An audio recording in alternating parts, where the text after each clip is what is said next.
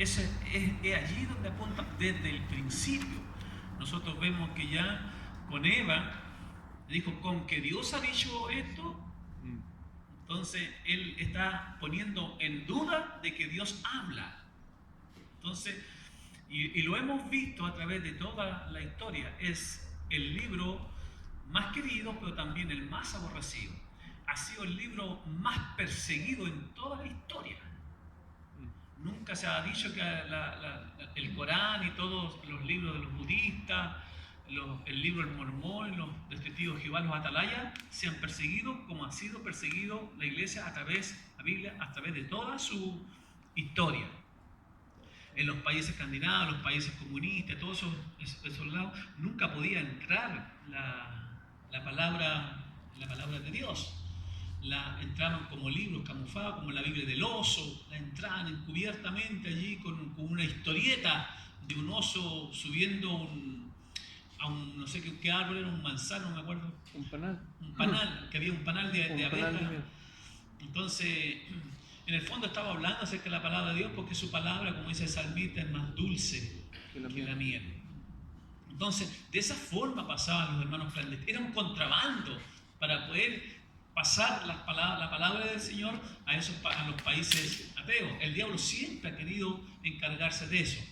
Aun cuando no se ha podido hacerlo, nosotros lo vemos en estos tiempos que no hay persecución en cuanto a la Biblia misma para que entre la palabra escrita, pero sí, entonces, ¿qué tenemos que hacer en estos tiempos? ¿Qué hace el diablo en estos tiempos? Es tratar de desvirtuar, es tratar de enseñar un error, es tratar de sacarla de contexto a la palabra del Señor. Entonces, eso es lo que empieza a hacer Satanás en estos días. Y nosotros tenemos que, claro, y lo vamos a ver un poco allá, amados hermanos, y a los pastores. Yo veo, casi todos predican acá, ¿o no? ¿Todos predican en el púlpito? Ya. Pero el que usted enseñe un error, usted comete un pecado gravísimo. Después lo vamos a explicar por qué. Porque si no, las personas no están familiarizadas con el contexto de la palabra de Dios y han enseñado un error, vamos a ver que esa persona prácticamente Dios no lo va a considerar. No que haya perder su salvación, no lo va a considerar para algo grande en el reino de los cielos. Eso lo vamos a ver también. Entonces, por eso que es importante que nosotros tengamos una clara comprensión de la palabra de Dios. Entonces, vamos a hablar un poco de la Escritura, un poco de la Reforma. Hoy se cumplen, bueno, este año se cumplen los 500 años desde la Reforma, cuando Martín Lutero clavó sus 95 tesis en la puerta del templo en Alemania. Entonces, vamos a hablar un poco de eso. Y la pregunta es, ¿tiene errores la Biblia? No. No tiene errores. Los teólogos cristianos conservadores afirman que la Biblia no tiene errores. O sea, la palabra es inerrante, que no contiene error. Lo que quiere decir que cuando se conocen todos los hechos en torno a la Escritura, tal como fueron escritas en los originales, y se interpretan correctamente, son fieles y verdaderas en todo lo que afirman. Este es naturalmente el caso de Dios, en verdad es el autor de la Biblia. Amén. Amén. Entonces, porque la Biblia escritamente, en su forma escrita, nosotros vamos a ver que tal vez haya algún tipo de error a través de las traducciones. Ahora, pero eso no significa la veracidad de la palabra, porque los errores pueden contar de algún acento, de alguna letra, de alguna tilde que fue mal puesta, tal vez de alguna copa, algo parecido. Pero cuando se puede producir un error es cuando el hermano o el pastor o el predicador no le da la interpretación correcta. Entonces, los pentecostales tienen por costumbre decir, habló el Señor. Pero a veces no habla el Señor. A veces habla el predicador, habla el pastor. Entonces, ¿cómo sabemos que habló el Señor? Cuando la interpretación de las Escrituras fue correcta. Los padres primitivos, a esas personas que daban la interpretación correcta, el pensamiento de Dios correcto, a ellos le llamaban profetas. No a los hermanos que vemos ahora cerrando los ojos, que parecen pitonizos sacándole la suerte a los hermanos. No es eso. La iglesia primitiva, bueno, contando los profetas que fueron de oficio del Antiguo Testamento y los que estuvieron en el Nuevo Testamento, pero después que partieron los apóstoles, se le llamó profeta porque el libro quedó escrito a quienes les daban, les que interpretaban la palabra en forma correcta. Eso quería decir que ellos traían la voz de Dios o el pensamiento de Dios hacia el pueblo. Eso se le llamaba profeta. Los apóstoles en su didaché, ellos dicen, si llegara un profeta a la iglesia, para que usted no malinterpreta, un predicador, ¿cierto? Y él tenía que tener algunos requisitos. Por ejemplo, para que sea un falso profeta o un falso predicador, ellos podían agregarlo uno a lo más 2 días. Si se quedara un tercero, dice, ya no será profeta, porque invalidaba ya lo que Dios había establecido por los apóstoles. ¿Me explico eso? Entonces, ahora dice, si ese profeta pidiese dinero, pidiese una ofrenda para él, entonces tampoco será profeta, como lo hacen en los tiempos que nosotros estamos viviendo. ¿Cuánto ustedes me quieren allá? Bueno, ¿cuánto es lo que yo voy a ganar? ¿Cuánta ofrenda? Los mismos cantantes, ¿cuánto es el piso que tengo allá para vender mi música? ¿Dónde voy a quedar? Porque ellos son artistas, son personas importantes, entonces hay que mantenerle prácticamente un piso y de ahí vienen todas las otras ofrendas por cual pueden pedir. Entonces se convierte todo en un negociado. Y eso ya lo habían previsto los apóstoles y eso quedó en la didaché de los apóstoles, que es una paráfrasis reducida como reglamento interno de la iglesia. Eso usted incluso lo puede encontrar hasta en internet, todavía están los escritos de la didaché de los apóstoles. Entonces, se cometen errores cuando hay una mala interpretación de las escrituras.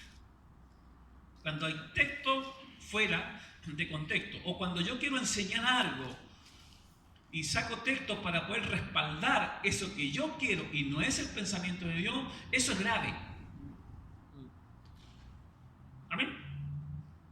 Así que es lógico pensar que si Él inspiró ciertos hombres para que revelaran su palabra, se aseguraría de no contradecirse. Jamás Dios se contradeciría en el Nuevo Testamento con el Antiguo Testamento. No hay ninguna discordancia entre ellos. Están en plena armonía. Los 66 libros de la Biblia fueron escritos por casi 40 autores. Digo casi 40 porque el libro de los Hebreos, por ejemplo, no se conoce el autor y otros libros también no se conocen el autor. Algunos suponen que es Pablo, pero otros suponen que es un sacerdote filósofo que escribió eso. Bueno, pero lo importante es que se escribieron como casi 40 autores. Mediante el proceso complejo, Dios comunicó su mensaje a través de un grupo muy diverso de hombres en un lapso de 150 años. Debido a que Dios pronunció su palabra mediante seres humanos, la textura de la Biblia no solo está formada por diferentes formas literarias y estilos, sino también por las diversas perspectivas humanas, las emociones y las culturas de sus voceros. Nosotros podemos ver en los mismos evangelios sinópticos, nosotros en los 13 evangelios sinópticos vamos a ver que aun cuando relatan los mismos, pero la cultura, la forma literaria no son las mismas. Por eso que usted va a ver que ellos hacen énfasis en alguna cosa y otros hacen énfasis en otra cosa. Mateo está escribiendo a los judíos, por tanto Mateo explicita más y especifica más algún hecho que está ocurriendo con Cristo, haciéndole que calcen las escrituras, no haciendo que calcen, sino que es indicativo, también es imperativo. Diciéndole que eso es lo que habló el profeta Isaías cuando dijo. Entonces Mateo va allí pegando en eso, haciendo la conexión del Antiguo Testamento con el Nuevo Testamento. Entonces vemos a Marcos son como el periódico, son como los titulares, a uno le gustan los titulares, entonces para formarse una idea. Marcos no entra en tanto detalle. Marcos entra en los titulares, pero sí entra más que ver un poco la actitud y los sentimientos de Cristo. Pues siempre usted lo va a encontrar que y fijando los ojos en Jesús, siempre esa conexión que del carácter, de la emoción, del sentimiento, siempre Marcos lo está haciendo ver. No lo hace así Lucas, que está escribiendo a los griegos y en forma a los otros judíos. Entonces son distintas literarias, distintos énfasis, pero es la misma palabra de Dios y ninguno de ellos se contradice. A Juan no se le conoce como sinóptico, porque lo que Juan hace es, como siempre muy aparte, es prácticamente dejar claro la deidad de Jesucristo contra las corrientes gnósticas que estaban en el primer siglo. Son, más o menos. Así que, al comunicarse así, Dios asume el carácter pleno de aquellos por lo que habla, la lógica bien integrada de un erudito. Por ejemplo, como Pablo en todas sus epístolas. Si usted lee todas las epístolas, usted va a encontrar un filósofo, pero bueno, Pablo tenía eso de una cultura, Pablo tenía eso, que era judío de la tribu de Benjamín, de uno de los mayores privilegiados, cultos de las tribus de Israel, la tribu de Benjamín. Pero también era ciudadano romano. O sea, tenía todo el poderío y toda la autoridad romana, pero tenía toda la educación, su formalidad en los griegos. Por eso es que él era completo. Si había que hablar de Sócrates, todos los filósofos, Pablo prácticamente los cita. En la Biblia encontramos algunos, llamó a los cretenses, a los griegos, a los filósofos, dice, bueno, sus propios profetas los dijeron. Los cretenses siempre comilones y glotones. Porque cita, Pablo es una persona prácticamente completa en todo tipo de conocimiento. Y Dios lo llamó para eso. Y tomó de eso que Pablo sabía. Entonces lo encontramos en todas sus epístolas. La perspectiva sacerdotal, por ejemplo, de un gran teólogo como es el escritor de los Hebreos. El talento poético del más grande músico que pueda tener la historia, como David, escribiendo sus salmos. Y la desesperación y agonía de un pueblo por Jeremías en su libro Lamentaciones. De esta manera, cuando nos demos en la tarea de desentrañar el significado de un pasaje, estaremos conscientes de que si bien la verdad de Dios está siendo presentada a través de los lentes del portavoz humano, aún así transmite el mensaje exacto y libre de errores que Dios quiere que recibamos.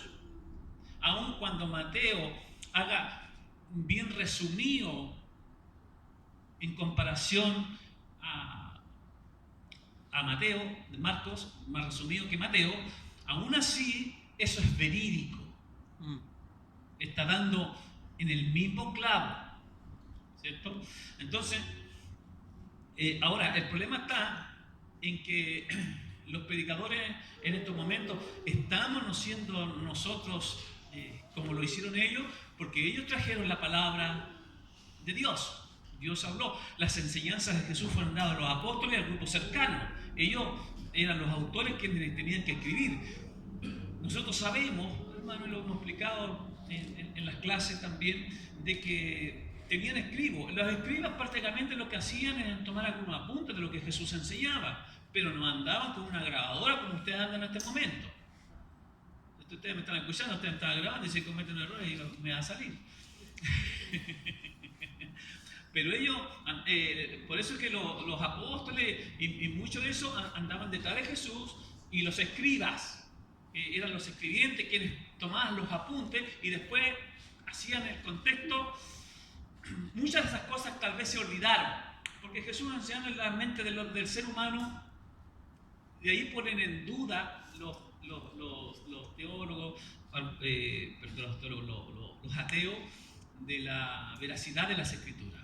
¿Por qué? Porque dice que Jesús habló muchas cosas. Y Juan dice, Si nosotros tuviésemos un libro, dice que pudiésemos escribir todo lo que Jesús enseñó, no habría ningún libro que pudiese caer todo eso.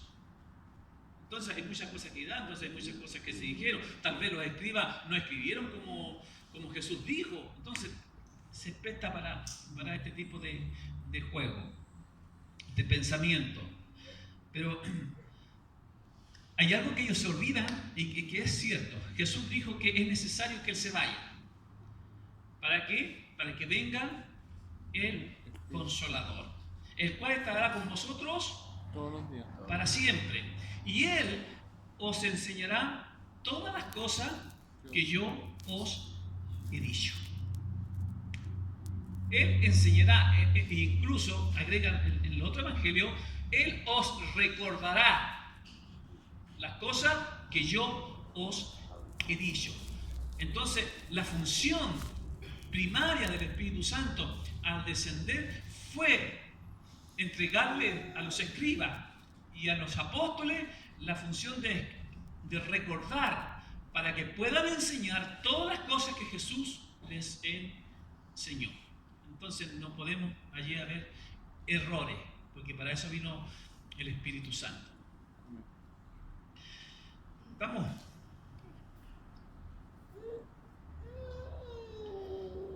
Así que, ¿contiene la Biblia algún error? Algunos de los escritos originales de la Biblia no contienen errores. Ninguno de los autógrafos existe hoy en día. Lo que tenemos son copias de lo que se escribió originalmente. En realidad tenemos miles de copias. O sea, millones y millones de copias. Si contamos las modernas versiones impresas en la Biblia, tenemos muchas copias. Ya que no había máquinas impresoras, ni lo hubo después de 1000 años, no hubo máquinas impresoras, entonces contaba solamente que cada predicador o dejaba una copia, o un escriba dejaba una copia para transmitirla a las futuras generaciones, a lápiz, a pluma. Se cometieron algunos errores, pero solo porque hubo errores de copiado no significa que la Biblia esté llena de contradicciones. Y errores, porque cuando se examina los errores, a menudo queda de manifiesto cómo se cometieron y que no alteran el significado del texto. Por ejemplo, algunos manuscritos del Nuevo Testamento deletrean el nombre de Juan con una N agregada, algunos manuscritos originales, pero eso no altera el significado de la palabra. Una de las cosas, por ejemplo, voy a darle a entender un poco a ustedes cómo podrían interpretar. Por ejemplo, una de las traducciones de la Biblia dice, la más cercana a la original, dice que la mujer de Job dice: ¿tú aún mantienes la integridad con tu Dios? Bendice a tu Dios y muérete. Las traducciones un poco más modernas dicen: ¿aún tú te mantienes fiel ante tu Dios? Maldice a Dios y muérete. Nosotros podemos ver ya que en una traducción de la Biblia el bendecir es un antónimo de bendecir. ¿Me explico bien? ¿Cierto? Entonces, la pregunta aquí es: ¿hay allí un error escritural? No. ¿Por qué no? Porque se le quiso, en la versión 1660, se le quiso dar lo que ella había dicho en realidad. Porque en la versión 1909, ella se lo dijo en forma de, ¿mala palabra?, de sarcasmo. Esa es la palabra. Ahí está. Entonces, en el fondo, si alguien, como acostumbra mucha gente a leer de corrido, entonces va a decir: bueno, ¿cómo este está diciendo bendice a tu Dios y muérete? Entonces, para entender un poco más al plural de la gente, al grueso de la gente, un poquito más de un lenguaje un poco más sencillo, entendiera lo que la mujer le dijo a Lot era un sarcasmo. Entonces lo pusieron entonces en forma para que nosotros lo entendiéramos. Maldice a tu Dios y muerte, porque eso es lo que quiso decir la mujer. Entonces puede haber tal vez algún tipo de eso que el mundo lo cataloga como un error, pero no es un error, sino que es una interpretación. Uno de los tantos ejemplos.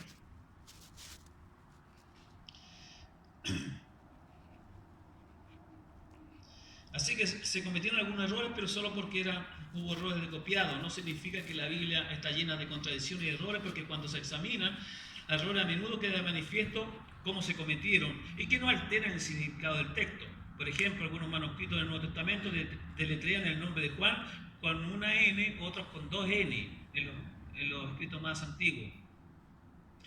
Esto constituye técnicamente una variación y cada vez que se encuentra en una variante como los críticos consideran un error o contradicción, por supuesto que ese tipo de error de ninguna manera cambia el significado de la palabra de Dios. Los manuscritos más antiguos tienden a ser más precisos porque están más cerca de los originales, pero no sabíamos cuán increíblemente precisas eran las copias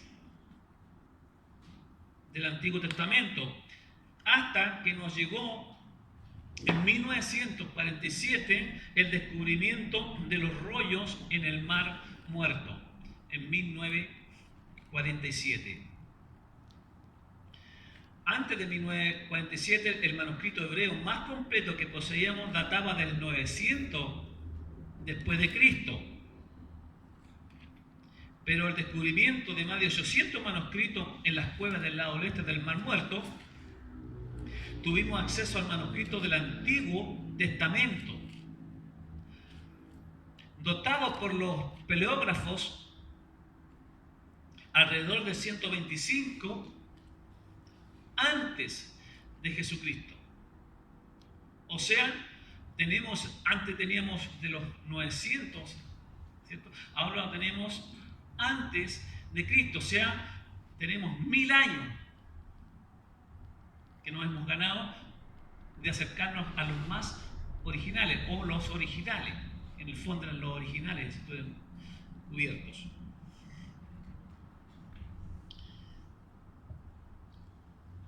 Pero aquí es la parte interesante, una vez que los rollos del Mar Muerto fueron comparados, porque siempre estuvo eso, serán como murieron todos los profetas, como murieron los escritores de los libros y los jueces. ¿Cómo sabemos si esa palabra que ellos escribieron es la correcta? No se hubiesen cambiado algunos artículos, algunos verbos. Entonces, siempre estuvo la duda. Y Dios siempre se encargó de despejarnos la duda. Por algo descubrieron esos rollos, que son los originales. Ahora, ¿qué hicieron ellos? Se juntó un concilio, de teólogos grandes para deletrear palabra por palabra de todo lo escrito del Antiguo Testamento para ver si los escritos que nosotros teníamos hasta esa fecha eran verdaderos o no, o si habían palabras cambiadas. Bueno,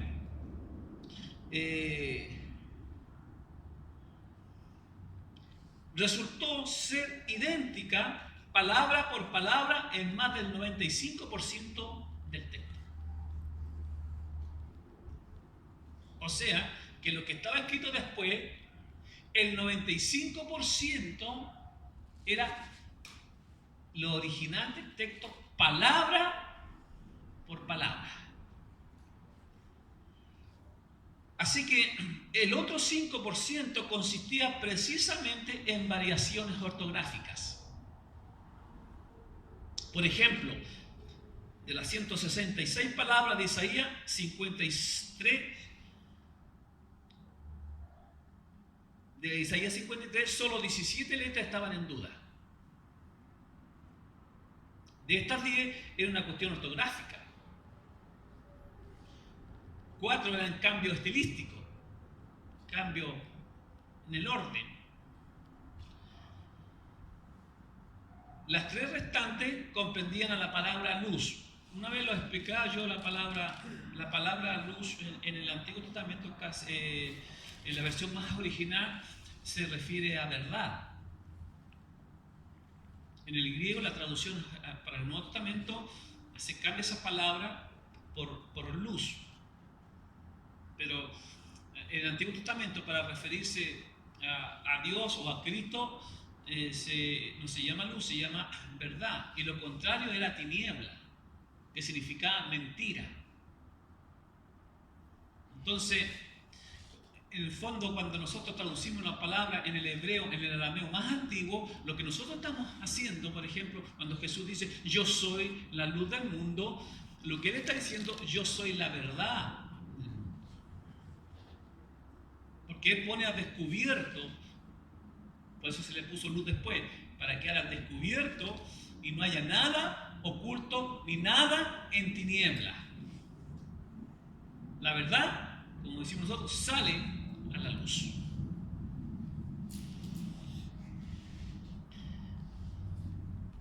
Así que en otras palabras, el mayor descubrimiento del manuscrito de todos los tiempos reveló que después de 1000 años de copiar el Antiguo Testamento, solo surgieron variantes menores, ninguna de las cuales altera el claro significado del texto y ponía en duda la integridad fundamental del texto. Es lo que tenemos hoy, en realidad, es la palabra de Dios. Inequívoca, inerrante, infalible, incambiable, inmudable. Es la absoluta, entera verdad. Los grupos apostólicos modernos que están saliendo ahora, cuando yo analizaba un poco la historia, casi nada se diferencian con la Iglesia Católica en su tiempo más oscuro de la Iglesia Católica. La Iglesia Católica llegó a decir en un momento que las escrituras estaban al mismo nivel que el clero, que las escrituras no subsisten si no está el clero, y el clero no subsiste si no están las escrituras, pero que las escrituras dependen del clero y el clero depende de las escrituras. Ellos llegan a decir que en el fondo las escrituras es un punto referencial, de referencia para ver cómo Dios en un tiempo se movió, pero que ahora está hablando por el clero, está hablando por el Papa. Por eso es que al Papa se le confirmó como infalible, porque él tenía ahora la verdad. Todas las órdenes que daba el Papa tenían que tener fiel cumplimiento, porque Dios estaba hablando a través de él. Cuando usted lee y ve la historia de la iglesia, usted se va a encontrar con eso. Entonces, ¿qué hacen las personas apostólicas hoy día? Hace poco escuchaba a uno yo que decía, bueno, lo mismo, la Biblia es un punto de referencia, la Escritura. No necesariamente ahora es la palabra de Dios. Solamente es una referencia, porque ahora Dios está revelándose a través de los nuevos profetas y los apóstoles, prácticamente escribiéndose el nuevo canon a través de ellos. Entonces, eso es lo que está ocupando el diablo y lo que ha ocupado, de tratar de anular o que quede en el recuerdo o como un punto referencial en el olvido, o tal vez no tampoco en el olvido, pero sí que quede como algo como que se movió. De hecho, que nosotros tuvimos algunos hermanos que eran de San Corriente acá y se fueron por lo mismo. Porque él me hacía ver que yo enfatizaba mucho en la palabra, enfatizaba mucho en la epístola del apóstol Pablo. Al final llegó a decirme que el apóstol Pablo no había que tomarlo en cuenta en sus cartas, en sus epístolas, en nada de eso, porque no había salido nunca del fariseísmo.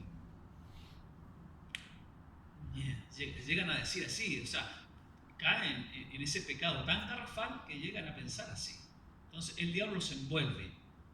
Por eso es que es necesario que se explique bien esto. Las escrituras son inerrantes, las escrituras es la inspiración de Dios, es la exhalación de Dios. Las escrituras son verdaderas. Y de ahí lo vamos a ir viendo.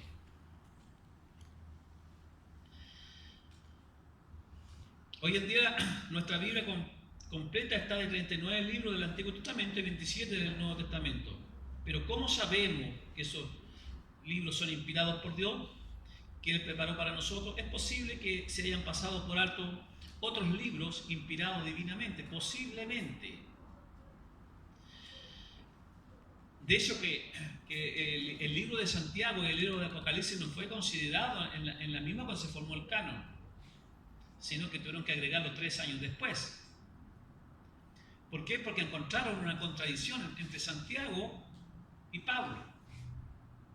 Santiago decía que la persona decía que muéstrame que la fe sin la obra es muerta. Y la obra sin la fe también era muerta en sí misma. Y Pablo decía que la única fuente de salvación, que el justo por su fe vivirá, como lo había dicho el profeta Habacuc. Y Pablo insiste en Romanos, insiste en Gálatas, insiste en Éfeso. Entonces, escribiendo que el justo por su fe vivirá. Pero Santiago está diciendo que la fe sin obra es muerta. Entonces, se discutió mucho eso. Por eso que en el último catálogo se incorporó, porque pudieron interpretar a través de la luz del Espíritu Santo, pudieron interpretar bien el libro de Santiago. Santiago nunca está contradiciendo a Pablo. En el fondo lo que está diciendo es Santiago, que la fe de un verdadero cristiano convertido lo reflejan sus frutos. Y ahí lo entendieron. Y fue incorporado. Entonces, eso les costó mucho poder definir cuál era el canon de lo que Dios más o menos quería para su pueblo. Los creyentes necesitan tiempo para saber a ciencia cierta cuáles escritos fueron inspirados divinamente y establecer un mecanismo para determinarlo. Se llamó canon a la lista de 66 libros aceptados como la palabra inspirada por Dios. En otras palabras, hubo un estándar muy alto, una herramienta de medición necesaria para aceptar un libro como inspirado por Dios. O sea, el estándar era muy alto. La máquina de medición para medir los libros era muy alto. Estaba en juego la verdadera inspiración de Dios. Por tanto, no podían errar en poner un libro como lo hace la Iglesia Católica, que ciertas veces ellos incluyeron en los libros los llamados, ¿cómo se llaman esos libros? ¿Ah? Deuterocanónicos. Pero que más que nada son libros, los macabeos, por ejemplo, que abundan mucho ahora, ¿sabes? ¿No?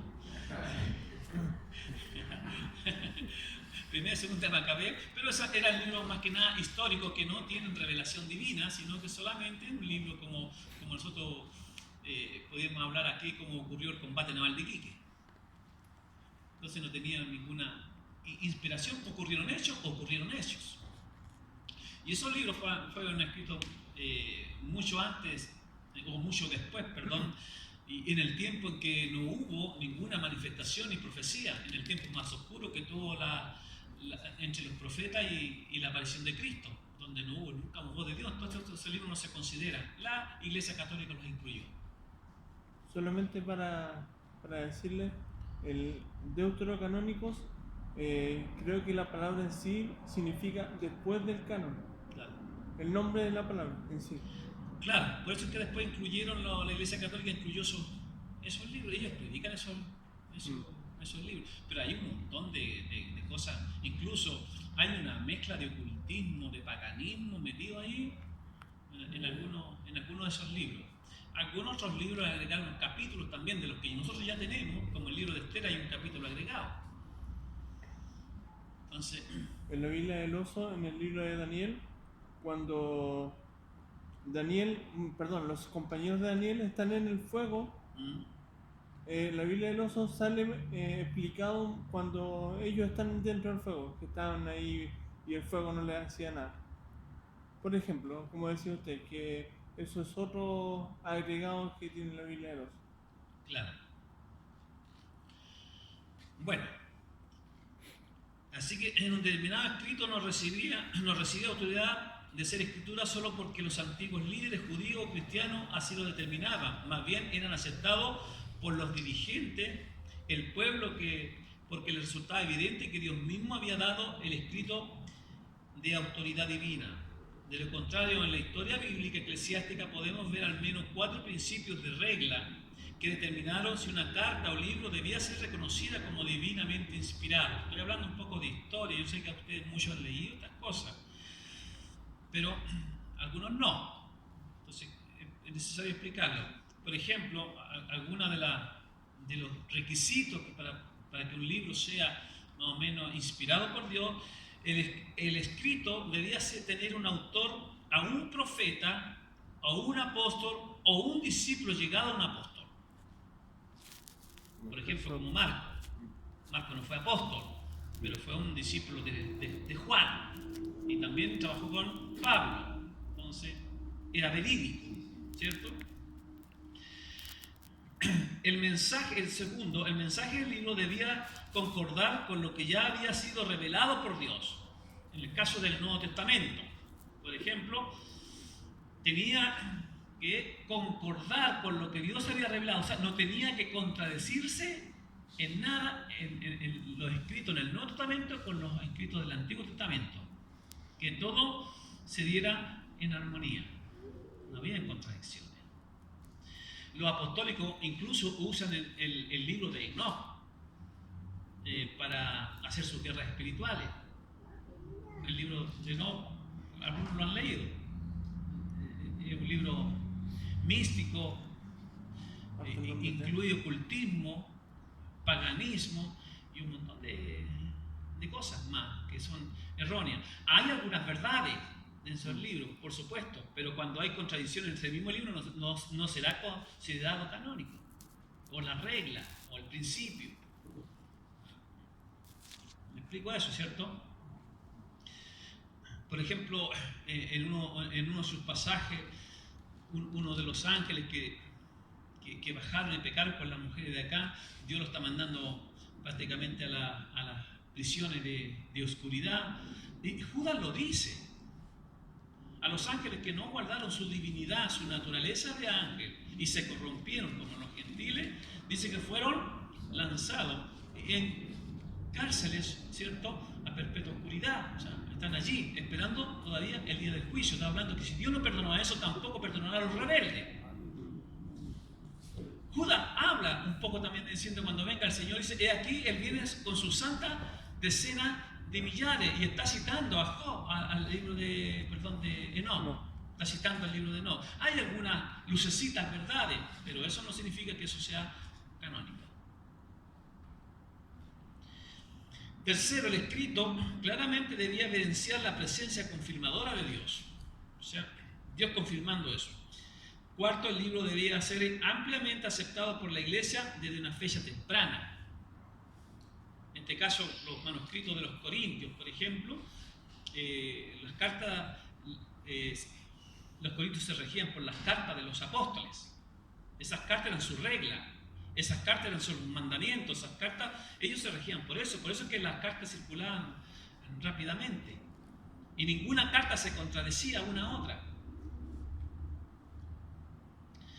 Para el año 300 antes de Jesucristo y no más tarde del 150 antes de Jesucristo, los 39 libros del Antiguo Testamento ya habían sido escritos, reunidos y oficialmente reconocidos como libros canónicos. El texto hebreo de los 39 libros se dividió originalmente en 24 libros. 5 pertenecían a la ley de Moisés, 8 a los profetas y 11 a los escritos. Entre los 200 y 300 después de Cristo, los líderes de la iglesia comenzaron a fijar los criterios para el reconocimiento de los escritos de los apóstoles como inspirados por Dios. En el año 367 después de Jesucristo, Anastasio de Alejandría proporcionó la primera lista oficial de los 27 libros del Nuevo Testamento que tenemos hoy. Ya a finales del siglo IV ya había consenso en los 27 libros. Fueron canonizados por los concilios de Hipona el año 393 y de Cartago el año 397 después de Jesucristo. Así que debemos recordar que se trataba de un grupo de ancianos de la iglesia que autorizaba una colección de escritos religiosos, más bien reconocido que esta colección de libros tenía la autorización de Dios como la palabra de Dios inspirada. Inspirada significa exhalada. Amén. Todo esto que se dio y por todo lo que uno estudia, la iglesia más o menos copió la misma directriz que tuvo la iglesia apostólica con los apóstoles después que fallecieron ellos hasta el siglo IV. Yo pienso que el último de los grandes monjes que dieron la verdad allí es el teólogo Agustín, San Agustín de Hipona. De hecho, que él defendió los escritos de Pablo y rechazaba cualquiera. Hasta ese punto, hasta el siglo IV, San Agustín defendió la salvación por fe y no por obra. Cuando se desvirtúa la iglesia, cuando nace Pelagio, cuando llega el monje Pelagio, entonces ahí empieza a enseñar que la salvación son por obra. La salvación se puede comprar con las indulgencias, la salvación crearon un reino aparte de un lugar llamado purgatorio para purgar los pecados y con el fin de sacar dinero. Entonces la iglesia en esa instancia se empieza a desviar y se desvió.